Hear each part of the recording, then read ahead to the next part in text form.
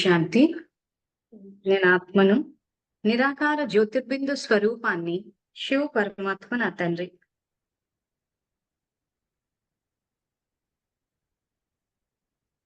నేను ఆత్మను, శాంతి స్వరూపాన్ని, శివ పరమాత్మ నా తండ్రి.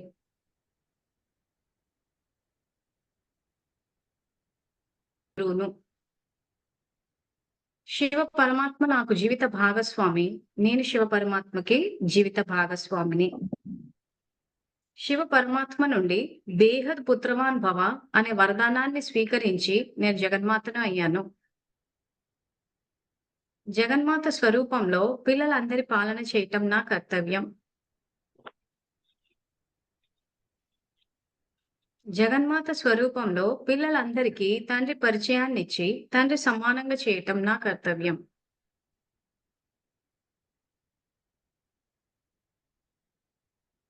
సో నిన్నటి స్వచింతన ఏదైతే విన్నామో మనము దానికి సంబంధించిన కంటిన్యూషన్ ఈరోజు తెలుసుకుందాము. సో నిన్న మనం ఎక్కడ ఆపామంటే భాష దగ్గర ఆపాం.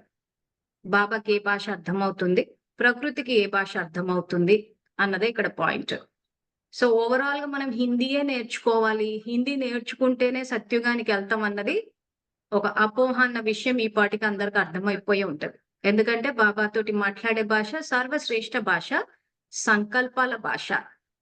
సో ఎలా వెళ్తున్నాయి అనంటే మనం ఇప్పుడు మాట్లాడుతున్నామంటే యాక్చువల్ గా ఫస్ట్ ఆఫ్ ఆల్ సంకల్పం చేసే మాట్లాడతాం. కానీ మనం ఏంటంటే స్థూలానికి ఎక్కువ ఇంపార్టెన్స్ ఇస్తాం కాబట్టి వెనక ఆలోచన వచ్చిన తర్వాత మాట వస్తుంది అన్న విషయం చాలా మందికి తెలియదు. అంటే మైండ్ అన్నది ఎంత ఫాస్ట్ గా ప్రాసెస్ అవుతుందో దీన్ని బట్టి తెలుసుకోవచ్చు.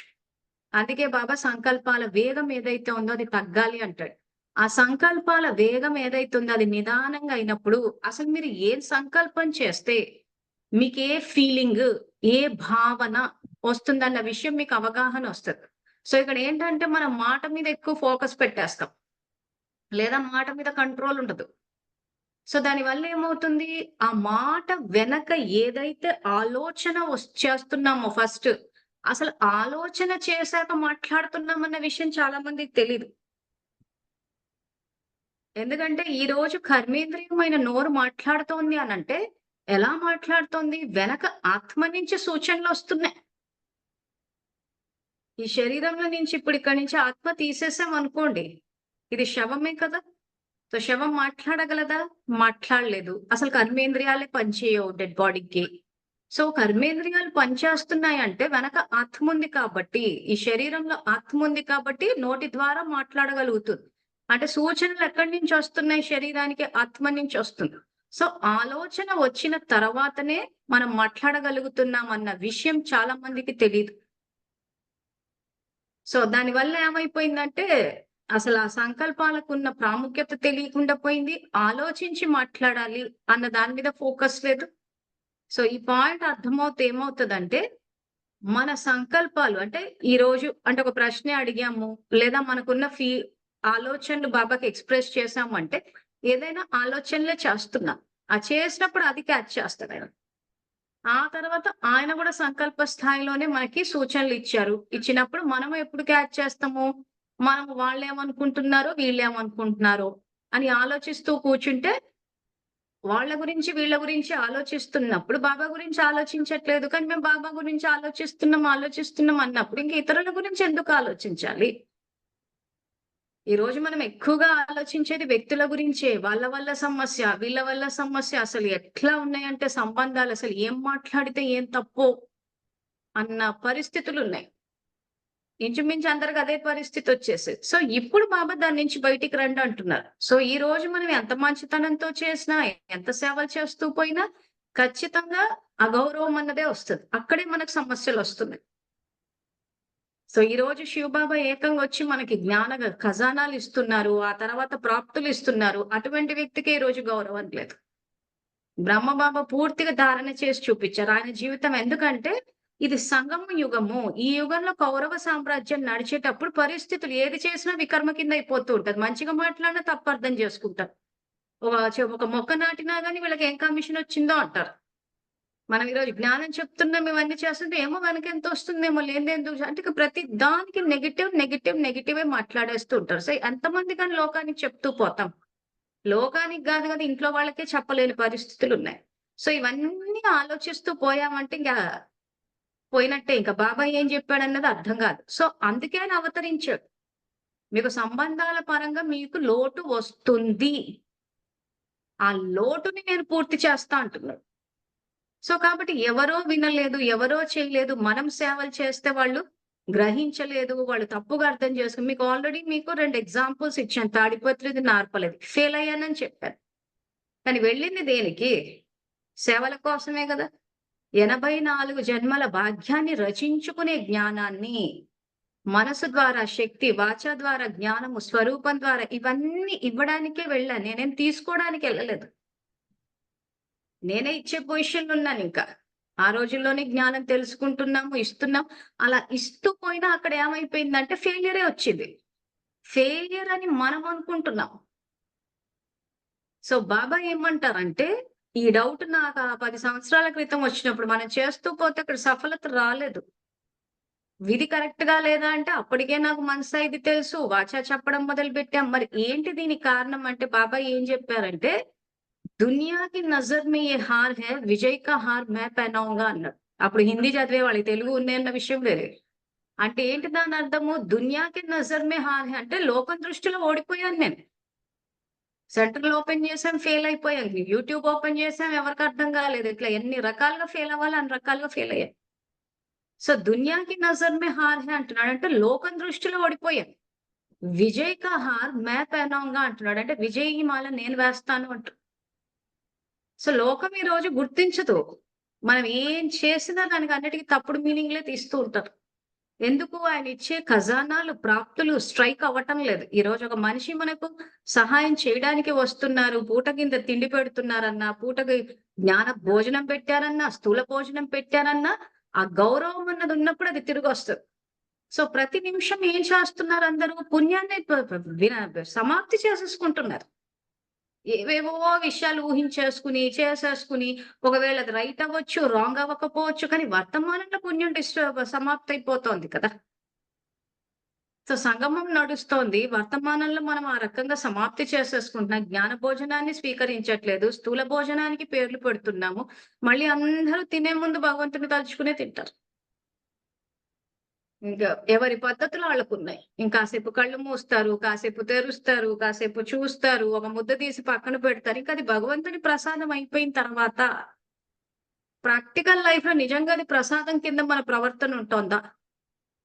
స్థూలంగా ఎక్స్‌ప్లెయిన్ చేస్తున్నాను. మీరు సూక్ష్మంగా తీసుకోండి. ఈరోజు బాబా జ్ఞాన భోజనాన్ని ఇస్తున్నారు. మరి ఆత్మశక్తిశాలిగా అవ్వడానికి తీసుకుంటున్నామా? సో, ఆ రకంగా ఇప్పుడు మనము ఏదైతే భాష అని అనుకున్నామో, సర్వశ్రేష్ఠ భాష, సంకల్పాల భాష బాబాకి రీచ్ అవుతది. ప్రకృతి. సో, నిన్న నేను ప్రశ్న అడిగాను. ప్రకృతికి ఏ భాష అర్థమవుతది? అనంటే, ఈరోజు మన యొక్క ఫీలింగ్స్ ఏవైతే ఉన్నాయో, సంకల్పాలు గాదు. ఇక్కడ సంకల్పాలు అర్థం గావు ప్రకృతికి. నేను కూర్చొని నాలోని శాంతి వ్యాపించింది అనంటే ప్రకృతికి అర్థం గాదు. మన తెలుగు భాష గాదు, ఏ భాష అర్థం గాదు ప్రకృతికి. నాలో శాంతి ఆత్మలో ఉన్నప్పుడు స్వతహాగా అది వెళ్ళినప్పుడు తమోగా అంటే అశాంతితోటి ఉన్న ప్రకృతి శాంతిగవుతది. సో, ఈ పాయింట్ మీకు అర్థం గావాలంటే మీలో ఉన్న భయాన్ని ఉదాహరణగా తీసుకొని అర్థం చేసుకోండి. మీరు ఈరోజు భయపడుతున్నానంటే, నాలో ఉన్న భయం యొక్క కిరణాలు విశ్వమంతా వ్యాపించాయి అని చెప్పి మనం సంకల్పం చేయట్లేదు. ఏదో విషయానికి భయపడిపోతున్నాం. నాకేమవుతది? నా వాళ్ళకేమవుతది? సంపాదించుకుంది ఏమవుతది అని. సో, ఆలోచనలు చేసినప్పుడు వచ్చేస్తోంది. ఆలోచన చేసినప్పుడు భయం వచ్చేస్తోంది ఫీలింగ్. ఎంతసేపు భయపడుతున్నామో మనకే తెలుసు. ఆ భయం యొక్క తరంగాలెళ్తున్నాయి. మీ సంకల్పం వెళ్ళట్లేదు. సంకల్పాన్ని ఆధారంగా తీసుకొని మీరు భయపడుతున్నారు. ఏదన్నా ఒక సంఘటనను గాని, లేదా వ్యక్తుల్ని చూసి భయపడుతున్నారు. వాళ్ళు ఏం చేస్తారో ఏమో! సో, వాళ్ళు ఏం చేస్తున్నారో ఏమో అన్న ఆలోచనలు వెళ్ళినా ప్రకృతి మాత్రము మనం సతో తరంగాలు పంపిస్తే సతోగుంటది. తమో పంపిస్తే తమోగుంటది. ఈ క్లారిటీ మనకవసరం. తర్వాత మురళి. నిన్న ప్రభావతి అక్కే కాదు కదా! ఇంచుమించు నేను యూట్యూబ్ ఛానెల్ పెట్టిన దగ్గర నుంచి వింటున్న కామన్ స్టేట్‌మెంట్ ఇది. మాకు మురళి అర్థం కాలేదు. బాబా మాకు మురళి అర్థం కావట్లేదు. ఎవరైనా మాకొచ్చి అర్థం చేయించాలి. మాకు ఎట్లా అర్థమవుతది? మురళి అర్థం అని అంటుంటే అప్పుడు మంజులక్కయ్య ఛానెల్ వచ్చింది. మంజులక్కయ్య ఛానెల్ విన్న తర్వాత మాకు అర్థమైంది. ఎప్పుడు ఛానెల్ పెట్టిన 18 నుంచి వింటున్నాను. సో, స్వచింతన చేసుకునేటప్పుడు గూడా ఇట్లా మేము బాబాని అడిగాము. బాబాని అడిగితే ఇట్లా ఛానెల్ కనిపిచ్చింది. ఓకే. రైటే. కానీ ఇంకొంచెం పైకెళ్ళాలి. ఇంకొంచెం ముందుకెళ్ళాలి. ఇప్పుడు మనం స్వచింతన చేసుకున్నాం. స్వచింతన చేసుకొని ఇప్పుడు దీన్ని ఎట్లా సరిదిద్దాలంటే మనకి ఏ డౌటొచ్చినా బాబా నుంచి క్లారిటీ తీసుకోవాలి. ఇప్పుడు మీరంటే ఛానెల్ చూసి తెలుసుకున్నారు. మరి నేనే ఛానెల్ చూసి తెలుసుకున్నాను. ఎంతమంది ఛానెల్ చూసి తెలుసుకుంటున్నారు? ఈ ఛానెల్ చూడకుండా కూడా తెలుసుకో. సో, మనకున్న రైట్ ఛానెల్ ఏంటంటే శివబాబా. ఇప్పుడు సంగమంలో దీన్ని సరిదిద్దుకోవాలందరూ. సంగమంలో గనక సరిదిద్దుకుంటే, మీ ఫిర్యాదు ఏదైతే ఉందో, మురళి హిందీలో చదువుతున్నారు. మాకు తెలుగులో అర్థం కావట్లేదు. హిందీ కాబట్టి అర్థం కావట్లేదు. ఎవరైనా చెప్పింటే బావుండు అని ఎవరో రావాలని అనుకునే కన్నా అప్పటికే బాబా వచ్చేసున్నాడు కదా! సో, బాబాకి కనెక్ట్ అవ్వడము, ఆయనతోటి మాట్లాడి ఆయన ఏం సంకల్పాలు ఇస్తున్నారో అది క్యాచ్ చేసే అలవాటు ఇప్పుడే జరగాలి మీకు. సో, ఇలా చేయగానే ఇలా జరుగుతాయి. ఇప్పుడు యూట్యూబ్ ఛానెల్ గాని, జూమ్ గాని రెగ్యులర్‌గా చూస్తుంటే ఒక స్టేజ్‌లో మీకే అర్థమైపోతది. మంజులక్క ఇలా మాట్లాడతారు, ఇలా చెప్తారు. ఆ స్టైల్ ఆఫ్ స్పీకింగ్ ఆ డిమినీర్ అంటారు. సో, అది మీకు ఒక స్టేజ్‌లో మీకు అర్థమైపోతది. ఇది అంతే. ఒక స్టేజ్‌లో బాబాతోటి కమ్యూనికేషన్ అన్నది క్లియర్ అయిపోతది. ఇలా చేయగానే ఇలా రావడం అంటూ ఉండదు. సో, కాబట్టి నిన్న ప్రభావతి అక్క ఏదైతే చెప్పారో, సో, మేమిలా అనుకున్నామని యాక్చువల్‌గా స్వచింతన చేసేటప్పుడు ఆ రకంగా చెయ్యాలి. సో, ఇప్పుడు ఇంకా బాబాతోటి మాట్లాడడం అలవాటు చేసుకోవాలి. ప్రతీదీ ఆయన నుంచి అడిగి తెలుసుకోవడము. ఆయన మురళి మహావాగ్ ఆయనను అడగాలి కావాలనుకుంటే మురళి తెరిచి చూస్తే ఇక ఆయనతోటి డైరెక్ట్ కమ్యూనికేషన్‌లో రావాలి. మధ్యలో నుంచి మాలాంటోళ్ళని తీసేయాలింక. ఎందుకంటే ఎప్పుడొస్తాము మీరంతా ఆయన ఇంకా అర్థం కావట్లేదు, చెయ్యట్లేదు, పెట్టట్లేదు అన్నప్పుడు దిగాం మేమంతా. కానీ యాక్చువల్‌గా ముందే వచ్చేయాలి ఆయన మీతో పాటు. ఆయన తెలుసుకొని ఆయనను చూసే వచ్చాం గదా మనము. సో, ఆయనతో పాటే ఆ ప్రస్థానం అన్నది సాగాలి మనకి. సో, దీనికి సంబంధించి ఇంకా డీటెయిల్‌గా గూడా తెలుసుకుందాము. సో, ఈరోజు నాగలక్ష్మి అక్కయ్య చెప్తారు. తన స్వచింతన గురించి విందాము. సో, అక్కయ్య మిమ్మల్ని మీరు పరిచయం చేసుకొని, అప్పుడు మీరు ఏదైతే చెప్పదలుచుకున్నారో చెప్పండి. మొదలుపెట్టేదా అక్క? మొదలుపెట్టమ్మా. నా పేరు నాగలక్ష్మి అండి. నేను కడప. ఇవి 3 నెలలైతంది అక్క పరిచయం చేసుకొని. అందరికీ ఓం శాంతి అన్నయ్యలకు, అక్కయ్యలకు. నాకు బాబా ఎలా పరిచయం అయ్యాడంటే, నేను చానా రోజుల నుంచి బాబాను వెతుకుతూ ఉన్నాను. కానీ ఎక్కడా నాకు దొరకలేదు బాబా. మా అమ్మ ఒకరోజు చెప్పింది, ధ్యానం అంటే ఇలా మూలన కూర్చొని చేసుకో శివబాబా కనిపిస్తాడు అని. అప్పటి నుంచి నేను బాబా కోసం వెతుకులాడుతున్నా. వెతుకులాడుతా ఇక్కడ ఈ బాలాజీ నగర్‌లో నాకు బాబా 10 రోజుల తర్వాత దొరికినాడు. దొరికిన తర్వాత సెంటర్‌కి పోవడము, పొద్దున్నే ఉదయమే 6 గంటలకల్లా వెళ్ళిపోతా. అక్కయ్య 7:30కు అట్లా వస్తుంది. నేను అంతదాకా బాబా రూమ్‌లో కూర్చొని యోగం చేసుకుంటా, బాబా సేవ చేసుకుంటా ఉంటాను. పొద్దున్నే 4 గంటలకు లేచి బాబా శృతి చేసుకునేదాన్ని. బాబాతో బాగా మాట్లాడతా, బాబాతో బాగా పోట్లాడతానబ్బా అని చెప్పుకొని. నాకు బాబా పరిచయం అయిన దగ్గర నుంచి చానా సంతోషము. ఎంత సంతోషమంటే అంత సంతోషం. నా చింతలన్నీ బాబాకిచ్చేసిన. నాకు బాబా నా జీవితంలోకి వచ్చినప్పటి నుంచి ఇంగ చెప్పలేను నేను. నా జీవిత భాగస్వామి అయిపోయినాడు బాబా. నేను ఆత్మను, శాంతి స్వరూపాన్ని, శివ పరమాత్మ నా తండ్రి. నేను ఈశ్వరయ్య విద్యార్థిని. ఈ బాబా నాకు టీచరు, సద్గురువు, నేను మాస్టర్ సద్గురువును. బాబా నాకు జీవిత భాగస్వామి, నేను బాబాకు జీవిత భాగస్వామిని. ఈ పాఠము మంజుల అక్కయ్య దగ్గర నుంచి నేర్చుకున్నా. మాకు సెంటర్‌లో ఇవన్నీ చెప్పేవాళ్ళు కాదు అస్సలు. ఇదంతా మంజుల అక్కయ్య దగ్గరనే నేర్చుకున్నా. మంజుల అక్కయ్యను పరిచయం చేసింది రాధిక అక్కయ్య నాకు. చేసిన వెంటనే నేను అక్కయ్యకు వచ్చేసిన. అక్కయ్య పరిచయం చేసుకొని ఒక్క నిమిషం కూడా ఆగలేదు అస్సలు.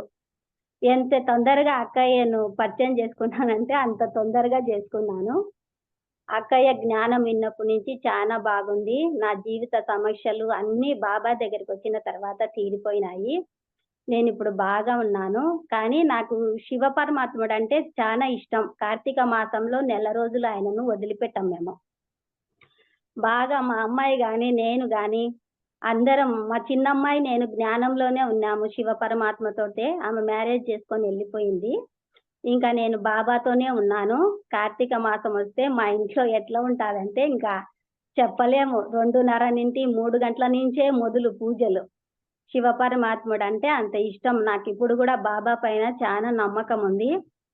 నా జీవితంలో ఎంత బాగా నాకు బాబా ఇది ఇచ్చినానంటే అంత. నేను ఏదనుకుంటే అది మురళీలో వస్తాది. నేను ఏది చేశానో అది ఖచ్చితంగా మురళీలో వస్తాదక్క. మాటల్లో చెప్పలేను. అసలు నాకిప్పుడు మాటలు గూడా రావడం లేదు. కానీ రాధిక అక్కయ్యకు చాలా ధన్యవాదాలు. మిమ్మల్ని పరిచయం చేసినందుకక్క. మీరు మాకు ఎంత బాగా చెప్తన్నారంటే అంత బాగా చెప్తన్నారక్క. మీకు గూడా థాంక్ యూ అక్క. కానీ ఇప్పుడికి గూడా సెంటర్‌లో పిలుస్తున్నారు. కానీ నేను చెప్పేసిన వాళ్ళకు.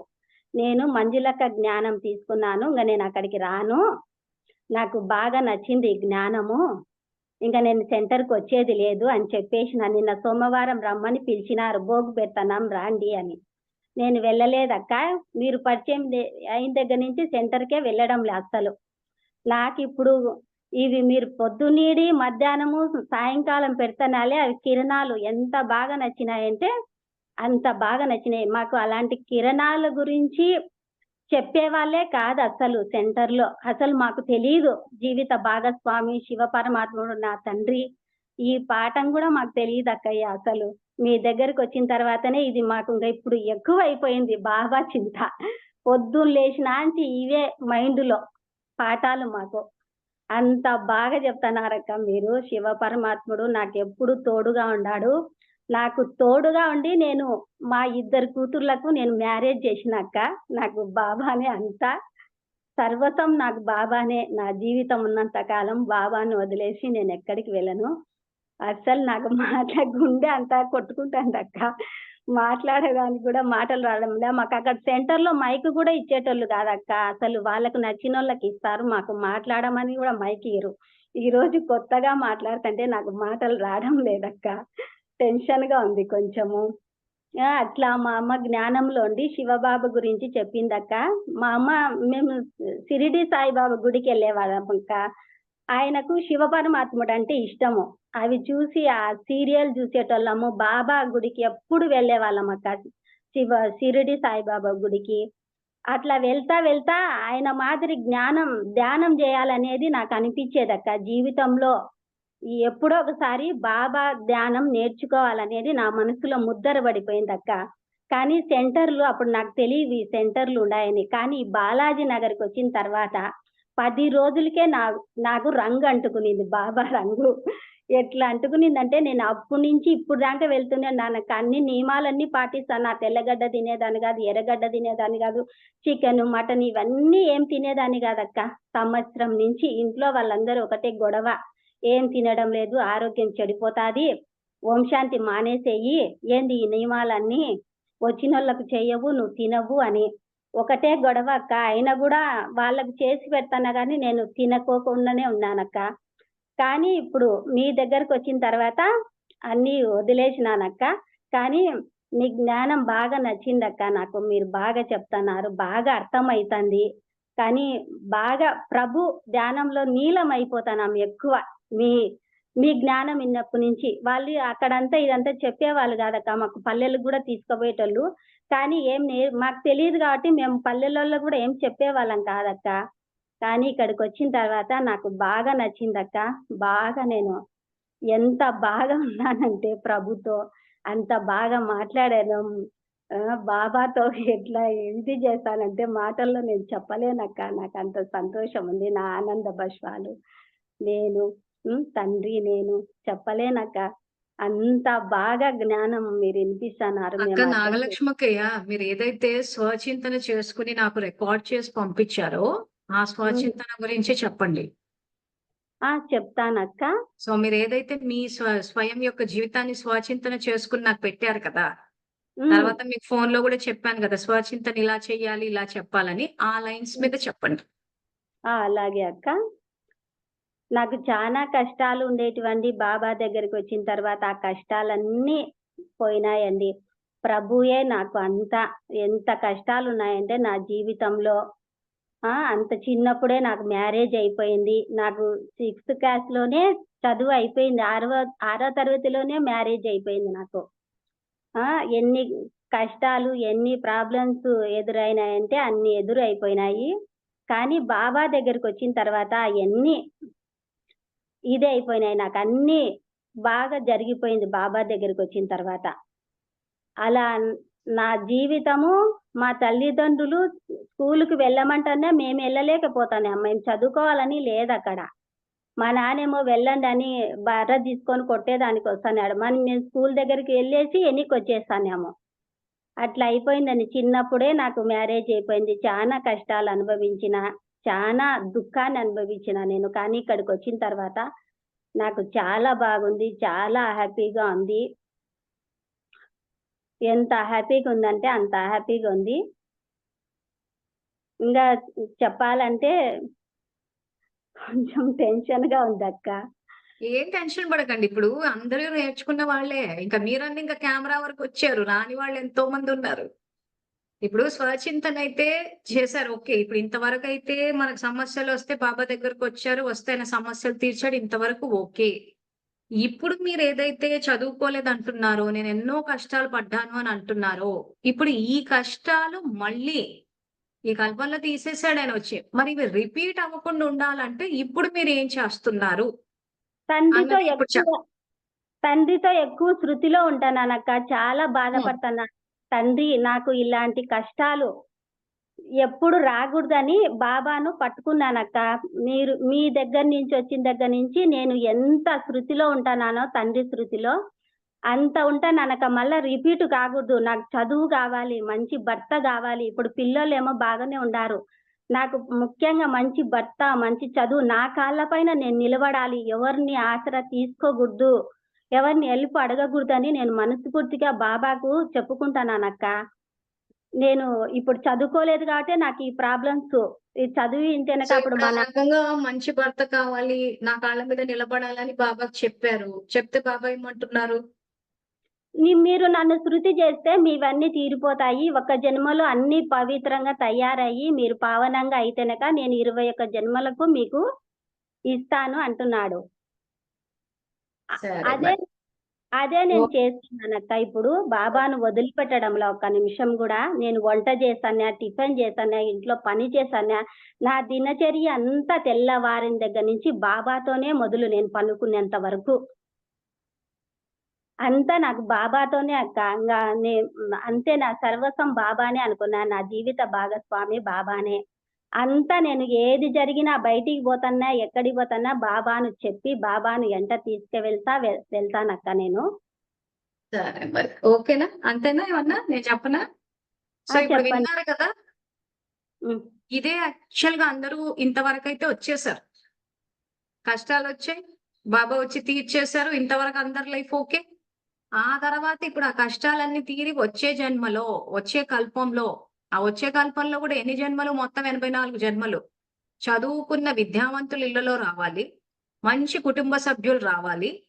తర్వాత మన కాళ్ళ మీద మనం నిలబడి యోగ్యంగుండాలి అందరికి. చదువుండి డబ్బు మన సొంతంగా సంపాదిస్తే ఏమవుతాం? మనం యోగ్యంగా అవుతాం. ఇతరులకు సహయోగం అవుతాం. ఇదే గదా ఇంచుమించు అందరి కోరిక. సో, దాన్ని ఏ రకంగా చేస్తున్నారంటే మేము బాబాని స్మృతి చేస్తున్నాము అంటున్నారు. సో, బాబాని స్మృతి చేస్తే ఏమొస్తుంది? ఆత్మలోకి శక్తొస్తోంది. వచ్చిన తర్వాత దాన్ని ప్రాక్టికల్‌కి తెస్తేనే మీరన్నట్టు విద్యావంతుల ఇళ్ళలో, ఆ తర్వాత మంచి భర్త, కొంచెం కుటుంబ సభ్యులు, ఉన్నతమైన కుటుంబ సభ్యులు, కిరికిరిలు పెట్టని కుటుంబ సభ్యులు, హ్మ్. మనని అర్థం చేసుకునేవాళ్ళు. ఆ తర్వాత మనం యోగ్యంగా తయారై మన సొంత సంపాదన మనకుండేటట్టు, ఇంక వీలైతే నలుగురికి సహాయపడేటట్టు ఇటువంటి జీవితం రావాలి అనంటే, బాబా స్మృతి అన్నది ఒక్కటే కాదు. సో ఈ విషయం మీ అందరికి మళ్ళీ అర్థం కావడం కోసం అని చెప్పి ఈ 30th మే 1973 ఏదైతే డ్రామా జ్ఞానం మురళి ఉందో మళ్ళీ ఒకసారి చదివి ఎక్స్ప్లెయిన్ చేస్తాను ప్రాక్టికల్ ఎగ్జాంపుల్స్ తోటి. అప్పుడన్నా మీకు క్లియర్ గా నేను ఫస్ట్ ఆఫ్ ఆల్ ఏం చేశాను, నా జీవితం మొత్తం అంతా తీసి ఇదిగో ఇక్కడ ఇలా వస్తే ఇలా చేశానని చెప్పాను.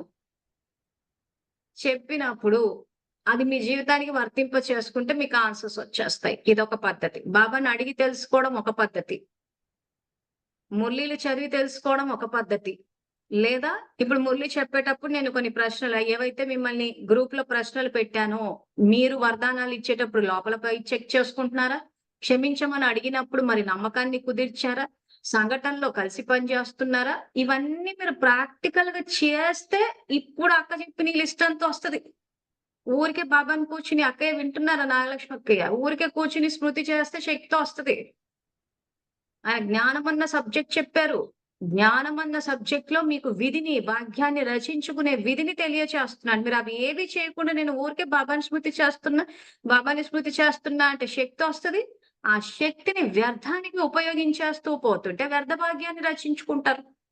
జ్ఞానం కూడా అందరికీ ఇస్తానక్క. మీరు ఏదైతే పెడతానో అది 10 మందికి నేను వాట్సాప్ ద్వారా అందరికి పంపిస్తున్నాను.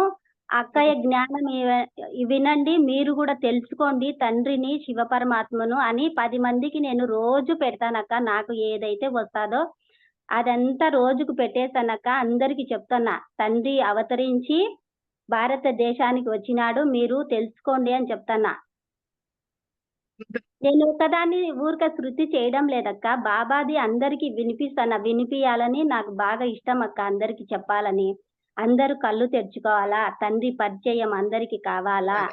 సరే ఇప్పుడు చూసారా, ఇది స్ట్రేట్. ఇప్పుడు ఇలాగే అందరూ స్పందిస్తున్నారు, మేము అన్ని చేసేస్తున్నామా? సో ఇప్పుడు నేను ప్రశ్నలు అడుగుతున్నాను, ఇది చేస్తున్నారా అని చెప్పండి. నిర్బలులకు బలాన్ని ఇస్తున్నారా? నిస్సహాయులకు సహాయం చేస్తున్నారా? నిర్భాగ్యుల భాగ్యాన్ని తయారు చేస్తున్నారా? నేను ఈ 3 ప్రశ్నలు ఏవైతే అడిగానో ఒకసారి ఓపిక చేసుకుని టైప్ చేయండి అందరు. ఎందుకంటే ఇదే ఇంచుమించు ఇక్కడే అందరూ ముందుకు వెళ్ళటం లేదు. కాస్త టైం అయినా పర్లేదు. ఎంతవరకు క్యాచ్ చేస్తున్నారా? పుస్తకాలు ఉన్నోళ్ళు రాసుకుని ఒకసారి పెట్టండి. మీరు ఏం చేస్తున్నారో తెలియకపోతే మేము ఇదిగో ఇలాగే వాట్సాప్లో వేసేసాము, మేము మనసా సేవ చేసేసాము, మేము వెళ్ళి అన్ని చేసేసాము అంటున్నారు. సో మొదటి క్వశ్చన్, నిర్బలులకు బలాన్ని ఇస్తున్నామా? రాసేటప్పుడు మిమ్మల్ని మీరు ప్రశ్నించుకోండి. ఇదే స్వచింతన. నేను నిర్బలులకు బలాన్ని ఇస్తున్నానా? మనకు నడుస్తుందే స్వచింతన క్లాస్ ఇప్పుడు.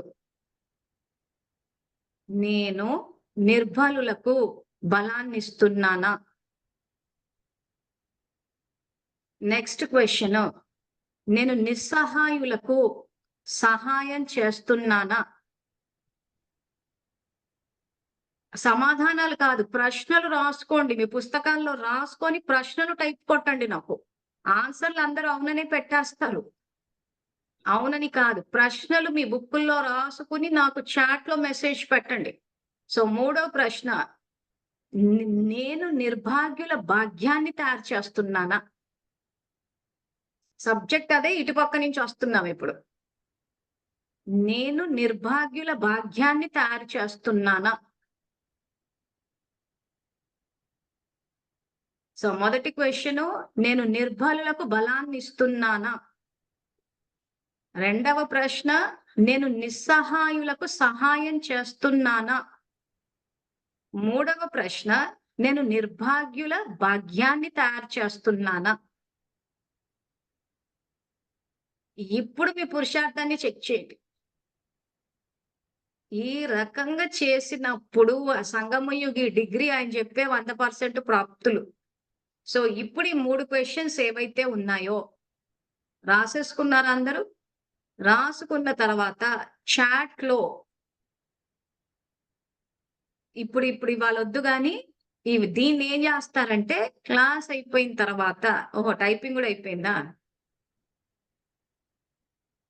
చాలా ఫాస్ట్ గానే చేస్తున్నారు అందరూ. అట్లీస్ట్ టైపింగ్ లో ఇంప్రూవ్ అయిపోయినారు. సో మీరంతా దీన్ని ప్రాక్టికల్ కూడా తెచ్చి ఇంకా పూర్తిగా బ్రహ్మబాబా స్థాయికి రావాలి. ఇంక ఇప్పుడు చేస్తారులేండి. ఈ మాత్రం వరకు వచ్చేసారంటే ఈ 3 ప్రశ్నల్ని అందరూ టైప్ చేయండి. మనము కూర్చుందే నేర్చుకోవడానికి ఏదో టైం అయిపోతుంది ఏమనుకోవద్దు, టైం ఇంకా 9 అరగంట ఉంది. ఈ 3 ప్రశ్నలు వేసుకుని మీ పురుషార్థాన్ని చెక్ చేసుకుంటే మీరు ఎంతవరకు పుణ్యం సంపాదించారు, ఎంతవరకు పురుషార్థం కరెక్ట్ గా చేస్తున్నారు అన్నది మీకే తెలిసిపోతుంది. అయినా నేను ఎక్స్ప్లెయిన్ చేస్తాను ఇప్పుడు. సో క్వశ్చన్ లో ఒకవేళ ఎవరికైనా టచ్ ఇది అర్థం కాకపోతే వేరే సేవాదారులు చేస్తున్నారు అది చూసన్న కాపీ కొట్టండి.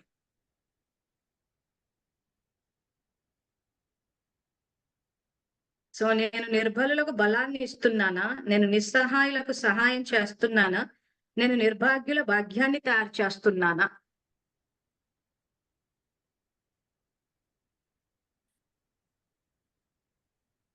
కాపీ పేస్ట్ కొట్టండి. ఇక కాపీ ఇది చేయాల్సిన అవసరం లేదు. మీ మొబైల్ పట్టుకుని దాన్ని కాపీ చేసేసి దాని మీద ప్రెస్ చేయండి. ప్రెస్ చేస్తే కాపీ టెక్స్ట్ అని వస్తుంది, కాపీ అని వస్తుంది. పేస్ట్ చేయండి, అట్లీస్ట్ మీ మైండ్ లో రిజిస్టర్ అవుతుంది. కాపీ టెక్స్ట్ అని కొట్టేసి ఆ చాట్ దగ్గర పెట్టి పేస్ట్ అని కొట్టండి, కొడితే వచ్చేస్తుంది.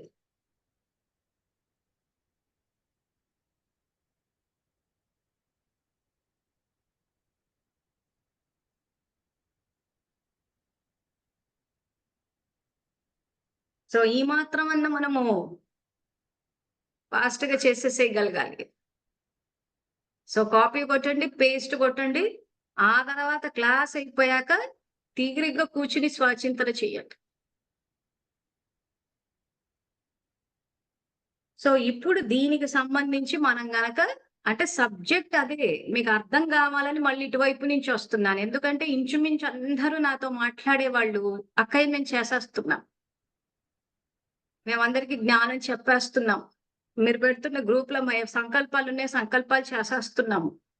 అంటే వీళ్ళు అడిగినారక్క శంకర్ పార్టీ వీళ్ళ దగ్గరికి వెళ్ళొద్దు, వీళ్ళు శంకర్ పార్టీ వాళ్ళు అని చెప్పినారక్క. అవన్నీ వదిలేసి మనం చూసుకుందాం. ఇప్పుడు మనం 3 ప్రశ్నలు, 3 ప్రశ్నల్లో ఇప్పుడు ఇది ఎట్లా హ్యాండిల్ చేయాలని తెలుసుకుంటే ఒకవేళ మీరు అందరూ కరెక్ట్ గా చేస్తే కరెక్ట్, ఓకే. చెయ్యని వాళ్ళు సరిదిద్దుకుంటారు. నాగలక్ష్మక్క మీరు చేస్తున్నారంటే ఓకే ఫైన్, చెయ్యని వాళ్ళు ఉంటే సరిదిద్దుకుంటారు. సరేనా? సో ఇప్పుడు 30th May 1973 మురళి తీసుకుని చదువుదాం. ఇది డ్రామా జ్ఞానానికి సంబంధించి పూర్తిగా బాబా వివరించిన మురళి. సో ఈ మురళిలో నిర్బలులకు బలాన్ని ఇచ్చేవారు, విశ్వ యజమానిగా తయారు చేసేవారు, విశ్వ కళ్యాణకారి, విశ్వ పరివర్తన చేసే బాబా మాట్లాడుతున్నారు. అందరూ మిమ్మల్ని మీరు పాండవ సేన యొక్క మహావీర్ లేదా మహావీరునిగా భావిస్తున్నారా? మహావీర్ అనగా స్వయాన్ని శక్తిశాలిగా భావిస్తున్నారా? ఎవరైనా నిర్బల ఆత్మ మీ ఎదురుగా వచ్చినట్లయితే వారికి బలం ఇచ్చే వారిగా తయారయ్యారా, లేక ఇప్పటి వరకు స్వయంలోనే బలం నింపుకుంటున్నారా? ఈ మురళిలో బాబా నిర్బలులకు బలాన్ని ఇచ్చారా అన్నారు. వేరే మురళిలో నిస్సహాయులకు సహాయం చేశారా, నిర్భాగ్యుల భాగ్యాన్ని తయారు చేశారని అడిగారు. సో ఇది మనం యాక్చువల్ గా చేయాల్సిన సేవ. మీకు క్లాసుల్లో చాలా సందర్భాల్లో చెప్తూ ఉంటాం, మీరు వెళ్ళి అక్కడ మేము వెళ్ళి గిన్నెలు దోమొచ్చాము, సెంటర్కి వెళ్ళి అది చేసి వచ్చాము, ఇది చేసి వచ్చాము, మాకు పుణ్యం రాదా, చెయ్యరా అని అంటే ఇంతవరకు ఏం తెలుసుకున్నాము? మనసు ద్వారా శక్తి వెళ్ళిందా, వాచ ద్వారా జ్ఞాన ప్రకాశం వెళ్ళిందా, స్వరూపం ద్వారా సేవ వెళ్ళిందా? మన సేవల ద్వారా బాబా ప్రత్యక్షత జరిగితే 100% మార్కులు. అంతేగాని మనం కూర్చుని వండుకు తినేసి ఒకవేళ అలా చేసినా ఏ స్థితిలో చేస్తున్నాము అన్నదే ఇక్కడ పాయింట్. అదే విషయాన్ని ఈ రోజు మళ్ళీ తిరగేసి చెప్తున్నాను. బాబా అయితే మనం చేయాల్సిందని ఎలా అయితే తిరగేసి మరిగేసి చెప్తుంటారో అదే చెప్తున్నాను. సో ఇప్పుడు మీ సేవలు చెక్ చేసుకోండి. నిర్బలులకు బలాన్ని ఇస్తున్నామా? సో ఎలా ఇస్తాము? సో నిర్బలులకు బలాన్ని ఎలా ఇస్తాము? పెట్టండి, మెసేజ్ పెట్టండి. నిర్బలులకు బాబా ప్రశ్న అడిగారు, నిర్బలులకు బలాన్ని ఇస్తున్నారా? ఎలా ఇస్తారు నిర్బలులకు బలాన్ని?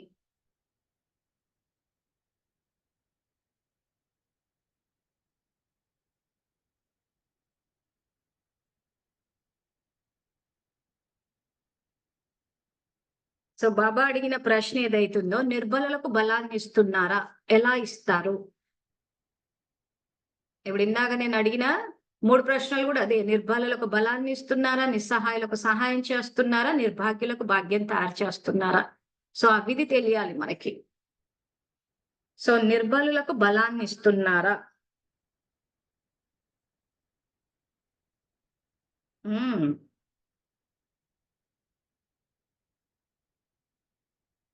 సంకల్పాల ద్వారా మనస, వాచ, సంకల్ప శక్తి ద్వారా, సంకల్పాల ద్వారా మనస సేవ ద్వారా బ్యాలెన్సింగ్, జ్ఞానము మనస సేవ ద్వారా మనస సేవ, మనస సేవ ద్వారా సంకల్పాలతో బలాన్ని ఇస్తున్నాము.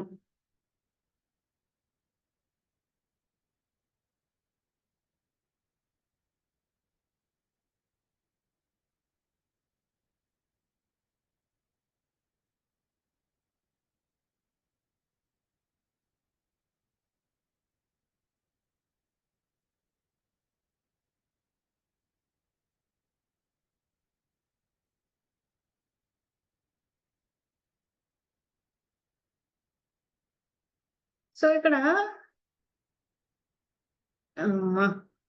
రాజేశ్వరక్కయ్య పూర్తి ఆన్సర్ పెట్టారు. మనస, వాచ, కర్మన ద్వారా సేవ చేయటం. కొంతమంది సంకల్పం అని పెట్టారు, కొంతమంది ఎక్కువ మటుకు మనసా సేవ అని పెట్టారు.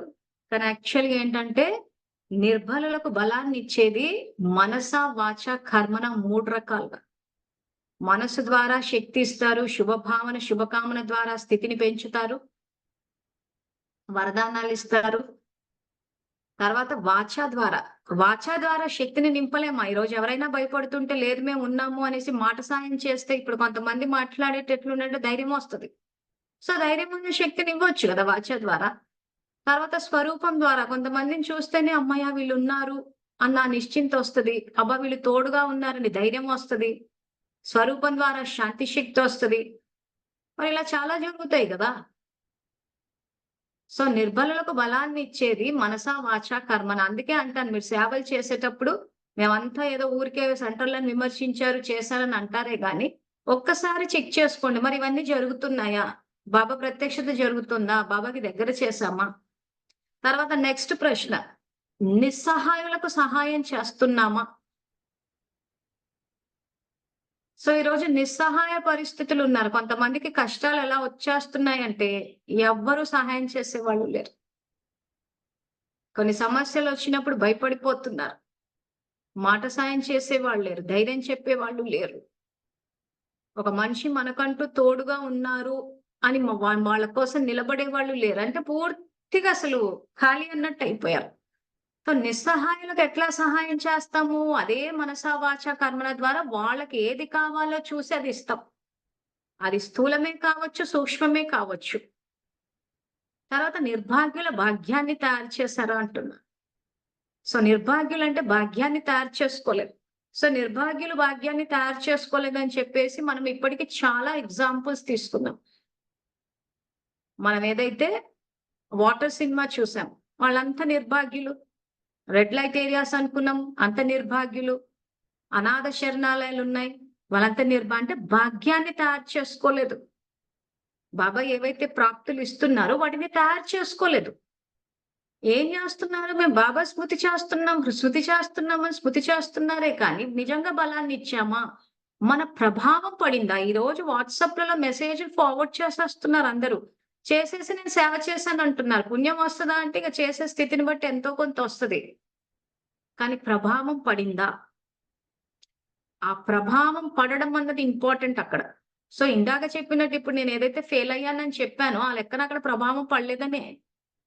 సో కొద్ది మంది మీద పడకపోవచ్చు. కానీ మొత్తం అనంతపూర్ జిల్లాలో వర్షాలు పడాలని ఏదైతే ప్రయోగం చేశామో ప్రకృతి అయితే స్పందించిందిగా. కొద్దిమంది వ్యక్తులు స్పందించకపోవచ్చు. కానీ ఆ తర్వాత ప్రయత్నాలు. సో వీళ్ళు ఇక్కడి నుంచి ఇంకా వాళ్ళ సంయోగం అనేది రాకపోయేసరికి ఏమైపోయింది? అక్కడ ఆగలేదు. వేరే వాళ్ళ సంయోగం తీసేసుకొని చేసేసుకుంటూ వెళ్ళిపోయాం. ఫైనల్ గా ఒక అనంతపూర్ సస్యశ్యామలం అయిందా లేదా? సో ఆ రకంగా ముందుకెళ్ళిపోయి ఎక్కడో చోట రిజల్ట్ అన్నది రావాలి మనకి. వీళ్ళు సంయోగం ఇవ్వలేదు, తాడిపత్రికి పోతే సంయోగం ఇవ్వలేదు, నార్పలకు పోతే మధ్యలో ఆగిపోయారని చెప్పేసి అలా ఆగిపోవడం కాదు. రిజల్ట్ వస్తదా అంటే ఖచ్చితంగా వస్తది చేస్తూ పోతే. ఒకరు కాకపోతే ఇంకొకరు వచ్చేస్తారు.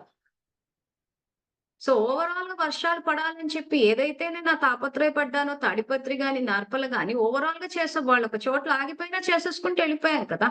సో, మరి ప్రభావం పడిందా? సో, నిర్బలులకు బలాన్నివ్వండి అంటున్నాం. ఇప్పుడున్న పరిస్థితుల్లో కరువు ప్రాంతంలో ఏం చేయలేమని అంటున్నారు. అసలది ఎట్లా చేయాలో గూడా తెలీదు. నిస్సహాయులు. వర్షాలు పడాలంటే ఎక్కడి నుంచి సహాయం వస్తది? సో, భగవంతుడి నుంచి రావాలి. భగవంతుడు ఎప్పుడు కరుణిస్తాడో ఏంటో అనుకున్నారు. నిర్భాగ్యుల భాగ్యాన్ని తయారు చేశారా? ఈరోజు మళ్ళీ వాళ్ళు జ్ఞానం తెలుసుకొని బాబాకి దగ్గరవ్వాలన్నట్టు పుస్తకాలు పంచాము. ఆ తర్వాత అవ్యక్త ఫరిష్తా రూపంలో చేస్తూ పోతున్నాము. సో, చాలా చోట్ల స్నేహంగా ఉండడము, చెయ్యడము అదేదైతే ఉందో అవన్నీ జరుగుతూ పోయినాయి. సో, కాబట్టి ఆ ప్రయత్నం అన్నదంటే అక్కడ ప్రభావం పడిందా? రిజల్ట్ వచ్చిందా? అన్నది చూసుకోవాలి. పూర్తిగా అసలు జీరో లెవెల్‌లో ఉన్నామంటే ఆళ్ళ విధి ఏంటా అన్నది చెక్ చేసుకోవాలి. లేదు. కొంతమంది తిరస్కరిస్తున్నారు. కానీ మెజారిటీ ప్రభావం పడిపోయింది అనంటే, ఆ కొద్దిమంది ఇంకా అంతే అనుకోవాలి. సో, కాబట్టి రిజల్ట్‌ని చెక్ చేసుకుంటూ పోవాలి. ఎందుకంటే బాబా ప్రత్యక్ష ఫలం ప్లస్ మన స్థితి ఏమిటి అక్కడ ఇంతకి? ప్రత్యక్ష ఫలము, భవిష్య ఫలం అంటున్నారు. మరి ప్రత్యక్ష ఫలం కింద మరి మన ఉన్నతి ఎంత జరిగిందన్నది కూడా ఇక్కడ చెకింగ్ పాయింట్. ఇవి చేసుకుంటూ పోతే అప్పుడు మనం అనుకున్న యోగ్యంగా అయ్యామా, సయోగులమయ్యామా, మంచి కుటుంబ సభ్యులొచ్చారా, ఇవన్నీ ఆ ప్రాప్తులొస్తుంటే ఎంత చేసుకుంటే అంతొస్తది. ఈరోజు సంయోగం ఇవ్వలేరు కదా అని చెప్పి నేను ఆగిపోయాను అనంటే, అంటే ఇక్కడ నేను వ్యక్తుల్ని చూడాలనా? బాబాని చూడాలా? అంటే నేను ఆగిపోయానంటే బాబాని చూడనట్టేగా. సో, అందుకే మీకు చెప్పేటప్పుడు ఆ రోజు 3 ముల్లీలు తీసి చూపిచ్చాను. ఎక్కడైతే అవగుణాలు చూడొద్దన్నాడో, ఒక దగ్గర అపకారికి ఉపకారం చేయమన్నాడు. ఇంకొక చోట ఏకంగా శంకరుడి రూపంలో జ్ఞాన నేత్రాన్ని ఓపెన్ చేయమన్నాడు. శక్తి స్వరూపాలుగా కమ్మన్నాడు. ఈ ఆ 3 మురళిలు ఇప్పుడు అడిగిన 3 ప్రశ్నలు వేసుకొని చూడండి. కరెక్ట్‌గా మీకు తెలిసిపోతది. ఎంతవరకు మీరు పురుషార్థము బాబా స్టాండర్డ్స్‌కి తగ్గట్టు చేశారా? సో, జ్ఞానం చెప్పాము. కానీ జ్ఞానం చెప్పేటప్పుడు వాళ్ళ 84 జన్మల భాగ్యాన్ని రచించుకునే విధిని చెప్పామా? ఇదిగో ఈ రకంగా స్వచింతన చేసుకోండి. ఈ రకంగా మీ ఆలోచనని మార్చుకోండి. ఈ రకంగా చేస్తే ఇలా భాగ్యం మారుతుంది. అని ఆ రకంగా వాళ్ళ భాగ్యాన్ని 84 జన్మలకు రచించుకునే విధంగా చెప్పామా? డ్రామా ఫిక్స్‌డ్ రిపీట్ అని చెప్పి ఏమైనా వాళ్ళ పురుషార్థాన్ని దెబ్బ కొట్టేసి, బాబా అసలు దుఃఖహర్తనే కాదు అని చెప్పి ఏమైనా నిరూపిస్తున్నామా? ఈరోజు డ్రామా ఫిక్స్‌డ్ రిపీట్ అంటే దాని అర్థం ఏంటి? దుఃఖం రిపీట్ అవుతదని అర్థం. మరి దుఃఖం రిపీట్ అయితే బాబా దుఃఖహర్త ఎట్లా అయ్యాడు? మరి అనుభవాలు చెప్పేటప్పుడు ప్రతి ఒక్కరు బాబమ్మ కష్టాలు తీర్చాడని చెప్తున్నారు.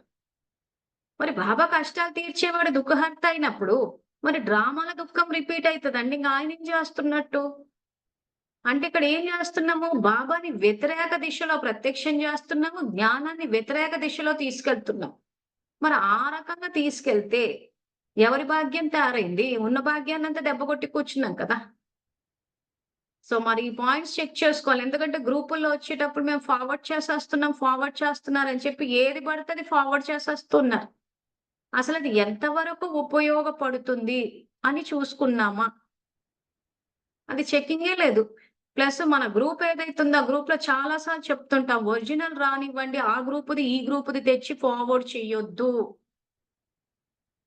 మనం ఒక సంఘటనలంటూ ఉన్నప్పుడు, ఆ సంఘటనలో ఒక నియమం అంటూ పెట్టుకున్నప్పుడు, ఈరోజు మనం దాన్ని గౌరవించటం లేదు అనంటే, సంఘటన యొక్క విలువని మనం అక్కడ ఆ గ్రూప్ నియమాలు పాటించటం లేదంటే, సంఘటనలో వచ్చే ఆ 108లో వచ్చే అవకాశం పూర్తిగా తీసి పడేస్తాడు.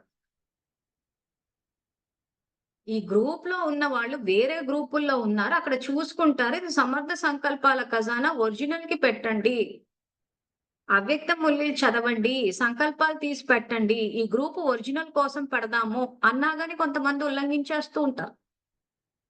అంటే ఏంటి? సంఘటన యొక్క దీన్ని అక్కడ పాటించటం లేదు. సో, సంఘటన యొక్క ఇది అక్కడ పాటించినప్పుడు శ్రేష్ఠ ఆత్మల సాంగత్యంలో అంటే ఆ నలుగుట్లో కలుసుకొని పోయే ఇది లేనట్టే గదా! 108లోకి రావాలంటే ఏమంటుండు? స్వభావ సంస్కారాలు కలవాలి అంటున్నాడు. సో, స్వభావ సంస్కారాన్ని కలపట్లేదక్కడ. ఈ గ్రూప్‌లో అందరం కలిసి అది నిర్ణయించుకుని ఎందుకంటే అన్ని పోస్ట్ చేస్తూ పోతుంటే ఏమవుతదంటే అసలు మ్యాటర్ అయిపోతది. సో కాబట్టి ఈ గ్రూప్ లో వద్దనుకున్నాం. అవి ఎంతో ఉపయోగం ఉంటాయి చేస్తాం అన్నప్పుడు ఏం చేసుకోవాలి? మీకు అంత సేవ చేయాలనుకున్నప్పుడు పర్సనల్ గా పంపించేసుకోవాలి. నిజంగా అంత సేవ చేసే ఉద్దేశమే ఉంటే. కానీ ఈ గ్రూప్‌ని వాడడానికి లేదు గదా! మనమంతా ఒకసారి అనుకున్నప్పుడు. సో, ఆత్మల రికార్డ్ ఏమవుతుంది? నలుగుట్లో ఉన్నప్పుడు, నలుగురు కలిసి నిర్ణయించిన దాన్ని నేను ఒప్పుకోను. సో, ఔట్‌రైట్‌గా 108 నుంచి తీసి పడేస్తాడు. ఎందుకంటే, ఆ 108లో ఉండే వాళ్ళంతా శ్రేష్ఠాత్మలు. ఒకరి అభిప్రాయానికి ఒకరు గౌరవం ఇచ్చుకొని ఎళ్ళేవాళ్ళు. పూర్తిగా అది బ్రహ్మబాబా వంశం అది. సో, ఆ బ్రహ్మబాబా వంశంలోకొచ్చేవాళ్ళు ఆ గ్రూప్‌లో, ఆ సంఘటనలో ఒకరికొకరు గౌరవం ఇచ్చుకుంటూ ఉంటారు. సో, ఆ రకంగా చేస్తారు. లేదా ఇలా ఉంది మన నెక్స్ట్ ఏమన్నా గ్రూప్ నియమాలే ఉన్నాయనుకోండి, మార్చుకోవాలనుకుంటే మార్చుకోవచ్చు. కానీ సంప్రదింపుల ద్వారా మారుస్తారు. వన్ సైడ్ అప్రోచ్ అన్నది ఉండదు. సో, ఆ రకంగా చేసి, సంఘటనగా చేసి, అప్పుడు మనం ఆ రకంగా సేవలు చేయడం అంటే కూడా మళ్ళీ సింగిల్ మెన్ ఆర్మీకి వెళ్ళిపోవడం కాదు. చాలా మంది నలుగురిలో కలవలేక సింగిల్ మెన్ ఆర్మీకి వెళ్ళిపోతుంటారు. సినిమా గాదు గదా! సింగిల్ మెన్ ఆర్మీగా పనిజేయడానికి. ఇక్కడ రూల్ పెట్టాడాయన. సంఘటనలో ఉండాలి. ఎందుకంటే బాబా ఇక్కడ పరివారము అన్న విషయానికి ఇంపార్టెన్స్ ఇస్తున్నాడు. సన్యాసాశ్రమ ధర్మం కాదు గదా! గురు శిష్య సంబంధం పెట్టుకోవడానికి గురువు చెప్తుంటే శిష్యులు కూర్చొని చాకరీలు చేసుకుంటూ కూర్చోడానికి సేవ, సేవ, సేవ అనుకుంటూ. ఇక్కడ సేవ చేయమన్నాడాయన. ఎవరికి చేయమన్నాడు? నిర్బలులకు, నిస్సహాయులకు, నిర్భాగ్యులకి. అంతేగాని మనకి ఏది అనుకూలం ఉంటే ఆ సేవలన్నీ చేసేసుకొని కన్వీనియంట్‌గా ఉండి చేసి, మళ్ళీ దానికి నేను బాబా సేవ చేశా, బాబా సేవ చేశాను అని అంటే భాష అక్కడ డిఫరెంట్ ఉంది. ఆయనేం పేషెంట్ ఆయనేమన్నా నిర్బలుడా? నిస్సహాయుడా? నిర్భాగ్యుడా? మనం సేవ చేస్తూ కూర్చోడానికి. అంటే అంత లోతుగా అంటే బాబాని అర్థం చేసుకోలేదిక్కడ. ఒక సాధారణ మానవుడి సేవ. నిర్బలులు, నిస్సహాయులు, నిర్భాగ్యులు ఎవరుంటారు? సాధారణ మానవులుంటారు.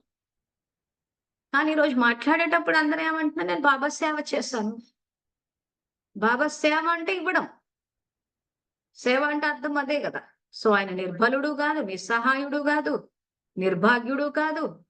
మేము బాబా సేవ చేశాము, డబ్బిస్తే బాబాకిచ్చాము. అంటే యథార్థంగా గుర్తించలేదు. ఒక మానవుడి స్థాయికి దింపేశారు. దీనివల్ల ఏం జరుగుతదంటే, ఆయన శక్తి సామర్థ్యాన్ని అవగాహన వేసుకోలేక, ఏది చేసినా బాబాకిచ్చామని చెప్పినప్పుడు, ఈ పాయింట్ మిస్ అయిపోతది. ఈ నిర్భాగ్యులు, నిర్బలులు, నిస్సహాయులు అన్న పాయింట్ ఎందుకు మిస్ అయిపోతోంది? ఇటు బాబాకిచ్చేసి ఆయన మీద ఉపకారం చేశాం కాబట్టి. అది మనకు తెలియకుండానే చేసేస్తున్నారు. చెప్పినా గాని వినట్లేదు ఎవరు. అంతే కదా! ఎవరు చేస్తే వాళ్ళే పొందుతారనుకోండి. చెప్పడం వరకే మా బాధ్యత. ఇగ ఎవరికి నష్టం అంటే ఇంక అది ఎవరికి వాళ్ళు చెక్ చేసుకోవాలి. ఎందుకంటే ఒకసారి మీకు మురళి గూడా తీసి చూపిచ్చాను. ఒక సాధారణ మానవుడి స్థాయికి దింపేశారు నన్ను అని చెప్పి. సో, ఆయనని మానవుడి స్థాయికి దింపడం కాదు. మనం ఆయన స్థాయికి సమానంగా అవ్వమంటున్నాడు. అది ఎప్పుడు సాధ్యమవుతది? ఆయన ఎవరా అని మనం గుర్తించినప్పుడు అవుతాం. అంతే తప్పితే నువ్వు అది చెయ్యి, ఇది చెయ్యి, పెట్టు చెప్పనంటే ఇంక మనం నిర్బలులకు ఎక్కడ బలాన్నిచ్చాము? నిస్సహాయులకు ఎక్కడ సహాయం చేశాము? ఈరోజు ఏ సమస్యొచ్చినా నేను బాబాకి చెప్పేస్తా. బాబా నువ్వు చూసుకో. బాబా నువ్వు చూసుకో అంటే ఏంటి? ఇంక అంతే ఇంక చెప్తున్నా కదా! జీతానికి బెట్టినట్టు. ఆ! నువ్వు చూసుకో. ఇప్పుడు మన కుటుంబ సభ్యులు, మన బంధువులతోటి పరిస్థితి అట్లాగే ఉంది. ఎంత చేసినా విలువ లేదంటాను చూసారా? ఇప్పుడాయన మనకు సహాయం జేయనీకొచ్చాడు కాబట్టి లోకువైపోయాడు. ఆయన రాకపోతే పరిస్థితేంటి? సో, ఎలాగో వచ్చాడు గదా! నువ్వు చూసుకో. నేనిన్ని కష్టాలు పడిపోయాను. నేను బాబా కోసం ఎంత చేశాను. ఎంత చేసినా బాబా ఏం జేయట్లేదు నాకు. మా కష్టాలు ఇనట్లేదు. పెట్టట్లేదు. ఆయన ఈ పిల్లలేమనుకుంటున్నారని జెప్పి మన డైలాగులన్నీ చెప్పేస్తూ ఉంటాడు గదా! మురళీల్లో. హ్మ్. శక్తి ఇస్తా అంటున్నాడు. సో, ఏం చెయ్యాలన్నదే ఈ మురళిలో చెప్తున్నాడాయన. సో, ఈ మురళిలో అందుకే బాబా ఫస్ట్ అడిగిన ప్రశ్న ఎవరైనా నిర్బల ఆత్మ ఎదురుగా వచ్చినట్లయితే వారికి బలమిచ్చే వాడిగా తయారయ్యారా? లేక ఇప్పటి వరకు స్వయంలోనే బలం నింపుకుంటున్నారా? సో, బాబా నుంచి శక్తి నిండడానికి ఆత్మలో ఎంత సమయం పడుతుంది? ఒకసారి మెసేజ్ చేయండి. చాట్‌లో పెట్టండి. బాబా నుంచి ఇప్పుడు బాబా ప్రశ్న అడుగుతున్నారు చూసారా? స్వయంలోనే బలాన్ని నింపుకుంటున్నారా? స్వయంలో బలాన్ని అంటే శక్తులు నింపుకోవడానికి బాబా నుంచి ఎంత సమయం పడుతుంది? హ్మ్. అందరు చక్కగా కరెక్ట్ ఆన్సర్ పెడుతున్నారు. మరి ఎందుకు 3 గంటలకు లేసి పెద్ద 5 గంటల దాకా చేసాము. మళ్ళీ మేము గంట నిద్ర తీసాము. ఆ! తర్వాత 5 గంటల నుంచి మళ్ళీ 6 గంటలకు నిద్రపోతాము. లేకపోతే మళ్ళీ మాకు ఇది రాదు. సో మళ్ళీ 6 గంటలకు లేస్తారు. ఎందుకంటే ఆల్రెడీ నిద్ర అక్కడ 3:00కి లేసారు కాబట్టి. సో ఏం చేస్తున్నారంటే 3-4, 5 ఓ 2 అవర్స్ కాసేపు నిద్ర, కాసేపు మెలకువగా ఉంటారు. ఉన్న తర్వాత మళ్ళీ 5-6 నిద్ర లేదా పని చేయడం. 6 నుంచి పనులు చేసేటప్పుడు ఇంతింత పెద్ద పెద్దగా నోర్లు తెరవడం ఆవలింతలు. ఒక డీసెన్సీ ఉండదు. ఒక డిగ్నిటీ ఉండదు. బాబా చెప్తారు సార్, మీరు ద్వాపర యుగంలో పూజ్య దేవతా స్వరూపాలు, బ్రహ్మవంశీయులు, ఇక అవన్నీ ఎవరికి చెప్పాలో ఏమో ఇంతింత పెద్ద పెద్ద నోర్లు. మేము క్లాస్ చేసేటప్పుడు ఇటువైపు చూస్తుంటాం కదా, అసలు అది బ్రహ్మవంశీయులు కాదు కదా, కనీసం శూద్ర వంశస్థుల లక్షణాలు కూడా కనిపించవు. ఎందుకంటే పల్లెల్లోకి వెళ్ళి చెప్పేటప్పుడు ఎంత గౌరవంగా వింటారు తెలుసా. అసలు నిద్ర కాదు కదా, తూగడం కాదు కదా, ఆవలింతలు కూడా అలర్ట్ గా ఉండి వింటారు. ఎవరైతే మేము బాబా పిల్లలం బ్రహ్మవంశులు అని చెప్పి వీళ్ళే ఇండీసెంట్ గా ఈ రకంగా ఇంత నోరు తెరిచేసి ఇచ్చేస్తూ ఉంటారు. ఎందుకు నిద్రలు ఉండట్లేదు, ఒక డిసిప్లిన్ లేదు అసలు. సో ఆ తర్వాత ఇచ్చేసేసి ఇంకా అలా ఆవలించుకుంటూ అలా గునుకుపాట్లు పడుకుంటూ మధ్యాహ్నం తిని నిద్ర తీసేస్తారు. ఇంకా 2:00కి పడుకున్నారంటే 3-4 ఇంచుమించు 1-5 ఒక 2-3 అవర్స్ నిద్రపోతారు. ఆ పోవడం వల్ల ఏమైపోతుంది, రాత్రి 10కు పడుకుంటే 11, 12, 1, 2 వరకు చాలా మందికి నిద్ర ఉండదు. లేదా 11, 12, 1 వరకు నిద్ర ఉండదు. 3 అవర్స్, ఎందుకంటే ఆల్రెడీ ఇక్కడ తీసేశారు కాబట్టి. నాకు నిద్ర రావట్లేదు అని చెప్పేసి మళ్ళీ అదొక పాట. సో మళ్ళీ 1, 2 అయిపోయేసరికి మళ్ళీ 3 గానే మళ్ళీ లేచి కూర్చుంటారు. ఏమంటే మేము బాబా కోసం యోగం చేసుకోండి. మరి ఇక్కడ సమాధానం పెట్టేటప్పుడేమో అందరూ 1 సెకండ్‌లో శక్తి వస్తదంట. మరి ఇంత ఇండిసిప్లిన్డ్‌గా ఎందుకు మనం ఇదైతున్నాం 1 సెకండ్ కోసము? సమాధానం ఈరోజు కరెక్ట్‌గా వస్తుందంటే మరి పొద్దున 3 గంటలకు లేసి అన్ని గంటలు ఎందుకు కూర్చుంటున్నాము? అంతసేపు కనెక్ట్ అయితే ఎంత శక్తి వచ్చేయాలి? ఈ పాటికి సత్యము వచ్చే ఉండాలి ఆ పాటికి. కానీ సొంత సమస్యలే పరిష్కారం కాలేదు మరి. సో ఒక ఆన్సర్ అంటూ మీరిక్కడ మీ చేత పెట్టించడానికి కారణం అదే. మీకు ఆన్సర్‌లు తెలుసు అన్న విషయం తెలుసు. కానీ అది తెలిసినప్పుడు ఎందుకు ఇంత ఇండిసిప్లిన్డ్‌గా ఉంటున్నారు? ఇంత క్రమశిక్షణ లేకుండా ఎందుకు ఉంటున్నారు? ఒక పద్ధతి అంటూ పెట్టినప్పుడు ఆయన ఏమంటున్నారు? మన టైమ్ షెడ్యూల్ సెట్ చేసుకోవాలి. సెట్ చేసుకొని స్టూడెంట్స్ పొద్దున్నే లేస్తాము. లేచిన తర్వాత జ్ఞానం తెలుసుకుంటాము. బాబాతోటి మన ఆత్మిక సంభాషణ చేస్తాము. ఏమేం చేస్తాము అన్నది ఆల్రెడీ క్లాసుల్లో చెప్పేసాను. కాబట్టి ఇక్కడ కంటిన్యూ చేయట్లేదు. ఎందుకంటే డ్రామా జ్ఞానం చెప్పుకుంటున్నాం కాబట్టి. సో ఈ రోజు ప్రతి విషయంలో డిసిప్లిన్ రావాలి. ఆ వచ్చిన 1 సెకండ్‌ని ఆ శక్తి వచ్చేస్తది. కానీ ఇప్పుడు ఈ సమస్యల విషయానికి నేను నా సమస్యలు పోవాలని బాబా స్మృతి చేస్తున్నా. 1 సెకండే. అది కూడా జ్ఞాన మార్గం కాదు. భక్తిలోనే చెప్పాడు. మీరు ఆర్తనాదాలు చేస్తే నాకు వినపడ్డాయి అని. మురళిలు చదువుతూ పోతుంటే పిల్లల యొక్క స్నేహం టచ్ అయింది. పిల్లల యొక్క ఆలోచనలు టచ్ అయ్యాయి. పిల్లల యొక్క సుగంధం టచ్ అయింది. ఇవన్నీ మనకు వెళ్తున్నాయి ఆయనకి. వెళ్ళట్లేదని కాదు. ఆయనలోని శక్తి మనలోకి వస్తుంది. కానీ దాన్ని దేనికి వాడుతున్నాము? సమర్థానికి వాడుతున్నామా? వ్యర్థానికి వాడుతున్నామా అన్నదే పాయింట్. ఏం ఆలోచించాలి? అదే బాబా మురళిలో చెప్పారు. సో కాబట్టి ఇప్పటి నుంచి ఆ డిసిప్లిన్. మధ్యాహ్నం పూట నిద్రపోయారంటే ఖచ్చితంగా రాత్రి రాదు. ఇంకా ఆ తర్వాత మీరు ఎంత భజన చేసినా మీకే నష్టం. నాకు నిద్ర లేదు, రాలేదు, పెట్టలేదు. అసలు కరెక్ట్ గా జీవితాన్ని డిసిప్లిన్డ్ గా పెట్టాలే గాని ఎట్టి పరిస్థితుల్లో అయినా నిద్ర వస్తది. పరిస్థితులు ఏమైనా కానీ, వ్యక్తులు ఏమైనా కానీ, ఒక డిసిప్లిన్ అంటూ ఉంటే డిసిప్లిన్ వల్ల ఉండే లాభం ఏంటంటే అసంభవం అన్నది సంభవం అయిపోతది. సో అలా కాకుండా అసలు ఎట్లా ఉందంటే విద్యాలయంలో పరిస్థితి, తిండి, నిద్ర 2 దెబ్బ కొట్టేసుకున్నారు అందరూ. ఎప్పుడు తింటున్నారో, ఏం తింటున్నారో, ఎంత తింటున్నారో, బయట తినొద్దని ఒకటి పట్టేసారే తప్పితే మితంగా తినాలన్న పాయింట్ ఎక్కడా పట్టలేదు.